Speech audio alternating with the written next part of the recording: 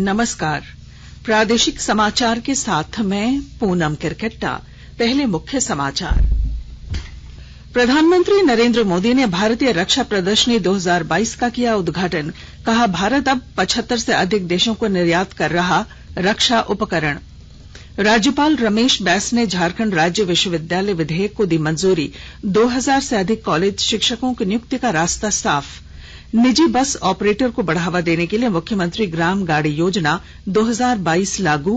पहले चरण में 500 लाभुकों को मिलेगी वित्तीय सहायता। और भारतीय रेलवे त्योहारों के दौरान चला रहा 211 विशेष रेलगाड़ियां। रांची से पटना के लिए 29 अक्टूबर को चलेगी छठ स्पेशल ट्रेन। और अब समाचार विस्तार से। प्रधानमंत्री नरेंद्र मोदी आज से 2 दिवसीय गुजरात दौरे पर हैं। अब से थोड़ी देर पहले श्री मोदी ने गुजरात के गांधीनगर में भारतीय रक्षा प्रदर्शनी 2022 का उद्घाटन। इस मौके पर श्री मोदी ने कहा कि रक्षा प्रदर्शनी विश्व में भारतीय रक्षा विनिर्माण क्षमताओं को सामने ला रही है। इसमें इस क्षेत्र की अपार संभावनाएं नजर आ रही हैं। अफ्रीका के 53 देश भारत के साथ कंधे से कंधा मिलाकर खड़े हैं।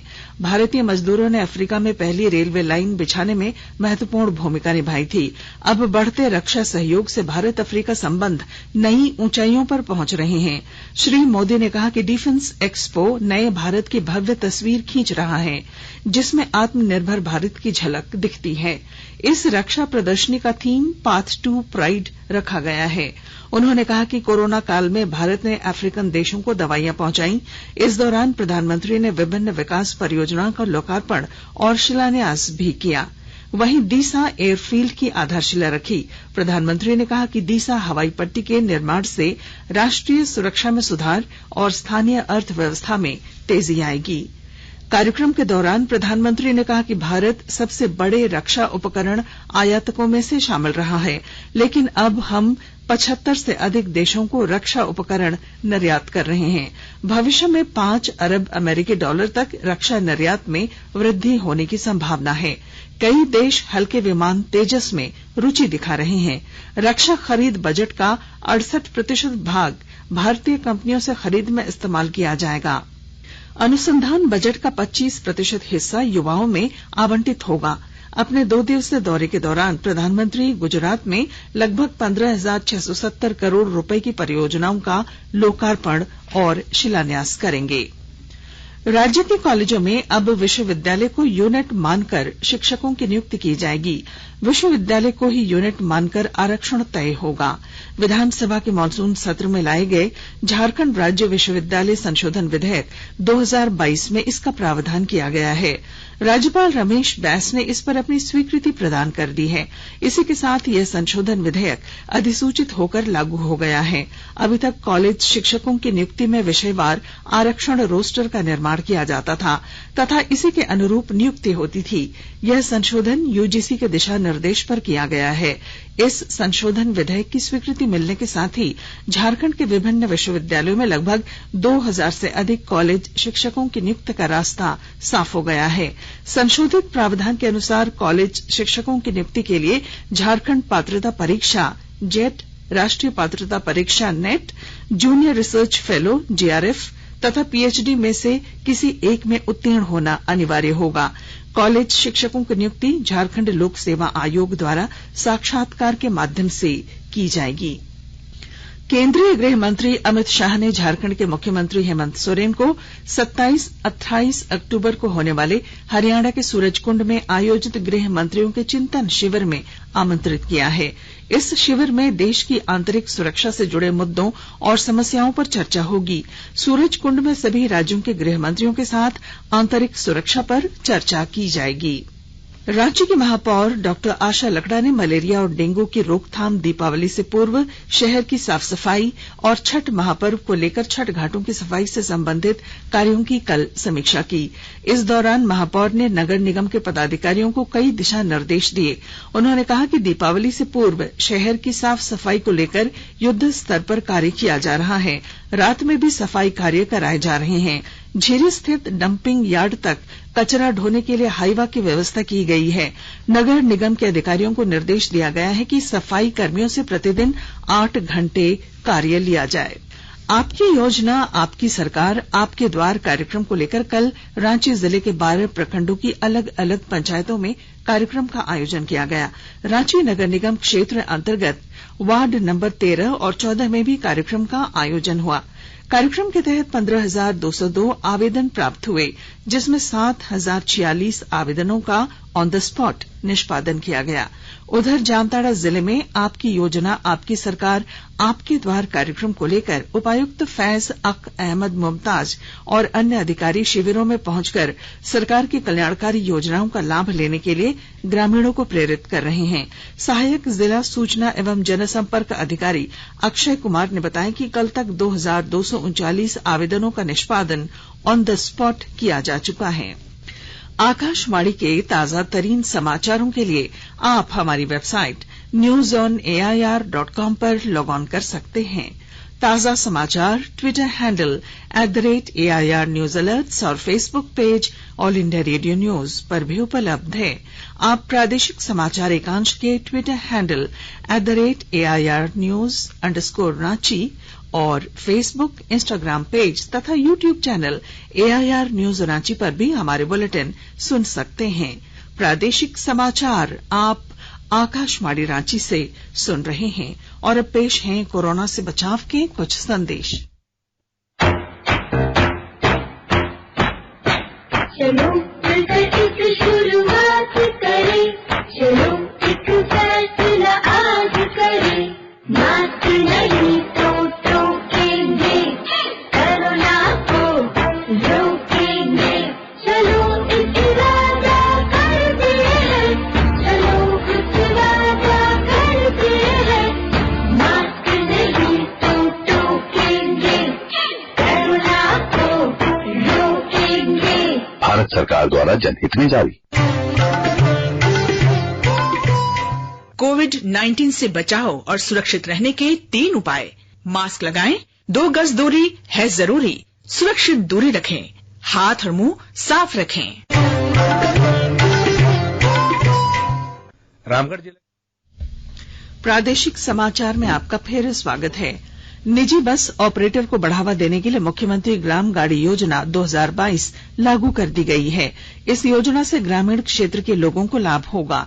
इस संबंध में परिवहन विभाग ने कल संकल्प जारी कर दिया। इसके तहत अब बुजुर्ग, दिव्यांग, छात्रों, दृष्टिहीन, मानसिक रोगी, विधवा पेंशन योजना से कवर की गई महिला, राज्य सरकार द्वारा मान्यता प्राप्त आंदोलनकारी को किराए में 100% राहत दी जाएगी। इस योजना के 500 लाभुकों को वित्तीय सहायता भी दी जाएगी। प्रथम 5 वर्षों तक वाहनों का रोड टैक्स माफ रहेगा। वाहनों का निबंधन शुल्क भी मात्र ₹1 लिया जाएगा। सड़कों को चिन्हित करने के लिए जिला और प्रखंड स्तरीय समिति को जिम्मा दिया गया है। शुरुआत में यह योजना ग्राम पंचायतों को प्रखंड स्तर से जोड़ने, नजदीकी उच्च शिक्षण संस्थानों, चिकित्सा संस्थानों, नजदीकी मुख्य मार्ग, व्यावसायिक केंद्र से जोड़ने पर विशेष रूप से केंद्रित होगा। इस योजना के तहत पहले चरण में 500 लाभुकों को वित्तीय सहायता दी जाएगी। न्यूनतम 7 तथा अधिकतम 42 सीटों की क्षमता वाले वाहनों के लिए पहले वर्ष में ब्याज सब्सिडी का लाभ दिया जाएगा।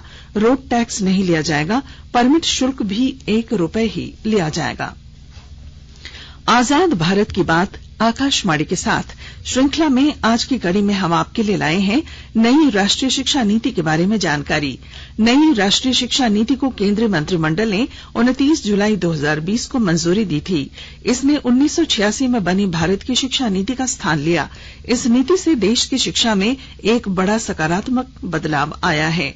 इसमें प्रारंभिक शिक्षा से लेकर उच्च शिक्षा तक एक प्रारूप प्रस्तुत किया गया है, जिसमें ग्रामीण और शहरी दोनों क्षेत्रों में व्यावसायिक प्रशिक्षण शामिल है। राष्ट्रीय शिक्षा नीति 2022 को शुरू करने का मुख्य उद्देश्य भारत की शिक्षा नीति की पुनः संरचना तैयार करना है। राष्ट्रीय शिक्षा नीति में बहुभाषावाद और भारतीय भाषाओं को बढ़ावा देने पर जोर दिया गया है।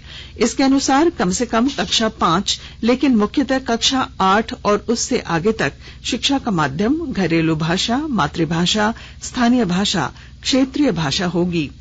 राष्ट्रीय शिक्षा नीति से प्री स्कूल से माध्यमिक विद्यालय तक की शिक्षा का सार्वभौमिकरण होगा। पहले 10+2 का पैटर्न अपनाया जाता था, जो अब 5+3+3+4 में परिवर्तित हो गया है।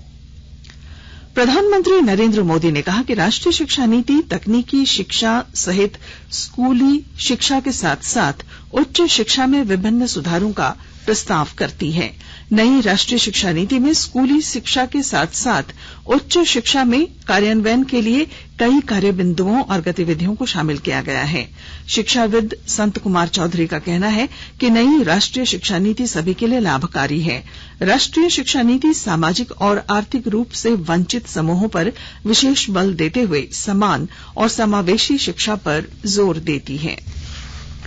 रामगढ़ जिले के सरकारी स्कूलों में स्मार्ट क्लास के माध्यम से बच्चों को स्मार्ट बनाया जा रहा है। ब्यौरे के साथ हमारे संवाददाता। रामगढ़ जिले के सरकारी स्कूलों में स्मार्ट क्लास के शुरू होने से बच्चे स्मार्ट बनने की ओर अग्रसर हो रहे हैं। इसका जीता जागता प्रमाण जिले के पतरातू प्रखंड स्थित लपंगा उत्क्रमित उच्च विद्यालय में उस वक्त देखने को मिला जब वहां की छात्राएं स्मार्ट क्लास में अपनी पढ़ाई कर रही थी। स्मार्ट क्लास में बच्चों की रुचि बढ़ने के साथ उनकी उपस्थिति में भी इजाफा हुआ है। यह स्मार्ट क्लास बच्चों में बेसिक क्लास की खामियों को दूर कर बेहतर ज्ञान देने का एक सशक्त माध्यम बन गया है। यही कारण है कि बच्चों का झुकाव अब सरकार की शिक्षा की नई तकनीक की तरफ बढ़ा है। इस विषय पर बात करते हुए जिले की उपायुक्त माधवी मिश्रा ने बताया कि हम लोगों ने आकांक्षी जिला के तहत प्रथम चरण में 35 विद्यालयों में स्मार्ट क्लास का प्रोग्राम शुरू किया है। इससे बच्चों में पढ़ाई के प्रति जागरूकता बढ़ी है। कौशल किशोर तिवारी, आकाशवाणी समाचार, रामगढ़। कांग्रेस के राष्ट्रीय अध्यक्ष के चुनाव के लिए नई दिल्ली स्थित पार्टी मुख्यालय में मतगणना जारी है। पार्टी नेता मल्लिकार्जुन खड़गे और शशि थरूर पार्टी के शीर्ष पद के लिए मैदान में हैं। आज शाम तक परिणाम घोषित होने की उम्मीद है। कांग्रेस के नए अध्यक्ष के चुनाव के लिए सोमवार को मतदान हुआ था। राज्य में मतदाता सूची विशेष संक्षिप्त पुनरीक्षण कार्यक्रम 9 नवंबर से शुरू होगा। इस कार्यक्रम के तहत 8 दिसंबर तक दावा और आपत्तियां प्राप्त की जाएंगी। इस दौरान सभी अर्हता प्राप्त व्यक्तियों का निबंधन मतदाता सूची में सुनिश्चित कराया जाएगा। इस अवधि में मतदान केंद्रों पर 12 और 13 नवंबर तथा 19 और 20 नवंबर को विशेष कैंप लगाया जाएगा। राज्य के मुख्य निर्वाचन पदाधिकारी के रवि कुमार ने कल रांची के धुर्वा स्थित मंत्रिमंडल निर्वाचन विभाग के सभागार में नेहरू युवा केंद्र के पदाधिकारियों स्वयं सेवकों की कार्यशाला में यह जानकारी दी। भारतीय रेलवे त्योहारों के दौरान यात्रियों की भीड़ को देखते हुए 211 विशेष रेलगाड़ियां चला रहा है। ये विशेष रेलगाड़ियां दरभंगा, आजमगढ़, सहरसा, भागलपुर, मुजफ्फरपुर, फिरोजपुर, पटना, कटिहार और अमृतसर जैसे प्रमुख शहरों के लिए चलाई जा रही हैं। रेलवे ने त्योहारों के मौसम में यात्रियों की सुचारू यात्रा सुनिश्चित करने के लिए 32 अतिरिक्त विशेष रेल सेवाएं अधिसूचित की हैं, जबकि इससे पहले 179 विशेष रेल सेवाएं अधिसूचित की गई थीं। छठ के दौरान ट्रेनों में लंबी वेटिंग को देखते हुए बिहार के लिए छठ स्पेशल ट्रेनें चलेंगी। रांची रेल मंडल द्वारा भेजे गए प्रस्ताव पर स्वीकृति देते हुए रेल मंत्रालय ने छठ स्पेशल ट्रेन चलाने की अनुमति दे दी है। यात्रियों को सुविधा और यात्रियों की अतिरिक्त भीड़ को कम करने के लिए रांची पटना रांची के लिए छठ स्पेशल ट्रेन का परिचालन होगा। रांची से यह ट्रेन 29 अक्टूबर की रात 11:10 पर रवाना होगी और अगले दिन 10:30 पर पटना पहुंचेगी। पटना से ये 30 अक्टूबर को सुबह 11:30 से खुलेगी और दूसरे दिन रात 8:23 पर रांची पहुंचेगी। गोड्डा सांसद निशिकांत दुबे, झारखंड सरकार के पूर्व कैबिनेट मंत्री और सारठ विधायक रणधीर सिंह ने रेल मंत्री अश्विनी वैष्णव से मिलकर जसीडीह आसनसोल नई ट्रेन और भागलपुर हंसडीहा रेल का विस्तार दुमका तक करने की बात कही है। पाकुड़ रेलवे स्टेशन के प्लेटफॉर्म संख्या 2 पर देसी कट्टा और एक कारतूस के साथ 2 अपराधियों को रेल पुलिस ने गिरफ्तार किया है। कार्रवाई के दौरान एक अन्य व्यक्ति भागने में सफल रहा। आरपीएफ ने दोनों अपराधियों को रेल पुलिस के हवाले कर दिया है। और अब अंत में मुख्य समाचार एक बार फिर।